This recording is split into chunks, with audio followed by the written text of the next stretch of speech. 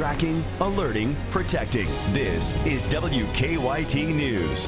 Now at 8:30, it's been 3 years and still no answers in a Central Kentucky murder. WKYT speaks with the victim's daughter. Plus, protesters flooded part of downtown Lexington and Louisville in response to grand jury decisions not to indict 2 police officers in St. Louis and New York. And a Laurel County family says goodbye to a 6-month-old girl who died in a wreck. These stories and more, plus breaking news as it happens, coming up on WKYT this morning. Well, good morning. It's Sunday, December 7th. Thanks so much for joining us. I'm Sean Moody. And I'm Whitney Wetzel. Hope you are enjoying this dry Sunday finally. Yeah, finally, after that stretch of cloudy, rainy weather, the sun is here, and hopefully for a few days. Yeah, but it's a little bit chillier out there. Let's go to Mike Linden in the First Alert Weather Center. Hey, Mike. Good morning, Sean and Whitney. That's right. As you can see behind me here, we can actually see downtown Lexington this morning from our sky camera, and that's because of the drier, cooler air now settling into Kentucky. So we will see a nice mix of sun and clouds today, and along with that dry, cooler air, we're just really not seeing very much rain this morning, as opposed to maybe the past 7 or 8 days where we saw rain almost each and every day to start off our day. Now this morning, things are a lot cooler as well, settling into the lower 30s, but coming up, I'll break down what else that cool, dry air, what other effects, rather, it should have on the region, and some big changes that could arrive as early as Monday. Thank you, Mike. Police say a busy Lexington road is partially shut down this morning after a car crashed into a utility pole about 2 hours ago. Crews are out at the scene at 6th Street and North Broadway right now, working to repair power lines. WKYT's Mark Barber is live there this morning. Good morning, Mark. Good morning, Whitney and Sean. Police say when that car slammed into the utility pole, it snapped it, causing some of the traffic lights here at Broadway and 6th Street to fall. Now, in the past half hour, utility crews have been able to lift those lights back up, but police say they caused quite the traffic hazard. To give you an idea of just how low they were hanging, one of the sergeants here on the scene said that if you were to jump up and touch the lights, that's how close he was. Now, police say that they're still searching for 2 people who might have been involved in this crash, and another person is facing charges. Now, police say that they believe 2 other people were in the car because they found blood inside the car after it crashed. Police say they searched the area of West 6th Street for them, but they have not been found. Now, police say that the driver is charged because they found an open container in the car. Now, as for how long it might be to get things back to normal here, to get everything cleaned up, utility crews say it could take them until 1 o'clock this afternoon to straighten up that utility pole. Live in Lexington, Mark Barber, WKYT. Thank you, Mark. She says it's been a sad and frustrating 3 years. The daughter of a Montgomery County murder victim says she's losing faith that her father's case will ever be solved. WKYT's Garrett Weimer is tracking this investigation and the daughter's search for answers. It's definitely not the same with him not there at all.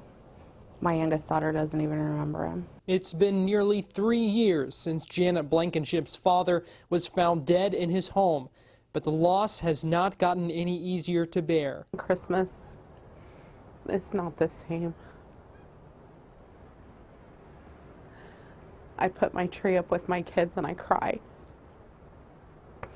because I had to take his tree down after they killed him before Christmas. Investigators say Paul Brewer was shot and killed in his Mount Sterling home in December 2011. But as year after year has passed, I don't want it to just be another cold case. I don't want it to just be something else that goes unsolved. He deserved more than that. Blankenship finds herself losing faith in the investigation. I've heard that we're close since the day it happened, and I'm no closer to anything. Nothing. As she faces another Christmas without her dad. My dad was my best friend. And without answers. If anybody knows what happened, has any information, if you've heard anything, call in and tell someone. Please. In Montgomery County, Garrett Weimer, WKYT. Montgomery County Sheriff Fred Shortridge says they haven't gotten any new leads since last year when they identified a new person of interest, but Shortridge says they don't have enough evidence to go forward yet. Protesters marched in the streets of downtown Lexington last night to participate in a movement called Hands Up Kentucky. This comes following grand jury decisions not to indict 2 police officers following the deaths of Michael Brown and Eric Garner in St. Louis and New York. Protesters there say they just want their message heard. It's hard being black and it needs to be known. It's been a secret for way too long, and our people are hurting, and this is why we're out here. I need a better place for my seed, my son, whenever I'm old and I leave this place. Participants say more than 150 people protested. And over in Louisville, an unexpected silent protest put a damper on Christmas spirits at an annual holiday event. Between 75 and 100 protesters filed into the packed Middletown Community Center to express their outrage. After the program ended, parents heckled protesters outside. Those protesters then blocked off a busy intersection before police made them clear out. Many at the service say the protests were out of place. I don't think this is the place or the time or place for a protest, no matter how peaceful. This is a family gathering for something that's sacred to a lot of people. Police didn't make any arrests at the demonstration. A Louisville teen gunned down last week was laid to rest this weekend. Metro Police say 16-year-old Siobhan Ross was shot in downtown Louisville last weekend. A second victim in that shooting was found nearby, but he survived. Earlier this week, a 16-year-old turned himself into police in connection to that crime. He's now charged with murder and attempted murder. Ross's family says they just want to remember her life. A Laurel County family will say goodbye to their baby girl after she died in a wreck. Yesterday, friends and family gathered for Ivy Worstel's visitation. Investigators say the 6-month-old died in a crash on Parker Road earlier this week. Deputies say Ivy's grandmother dropped off the shoulder of the road, hit a ditch, flipped, and then hit a utility pole. Investigators say Melissa Worstel was under the influence at the time and didn't properly restrain the baby. Ivy's funeral is set for today. Lexington police are trying to track down 2 people who robbed a food truck Friday night. It happened around 11:30 Friday on Colesbury Circle. That's just off New Circle Road. The employee told police 2 men dressed in all black with handguns approached the truck. We're told they demanded cash and then took off toward Grant Drive. Police tried to track the suspects with K9 but lost them around Hollow Creek Road. They've not made any arrests in that case. New this morning, Lexington police are investigating an armed robbery. It happened just before 4 this morning at the Richmond Road Walmart. Police say a man approached a woman and asked for a ride. After she said no, they say he then pulled out a gun and demanded money.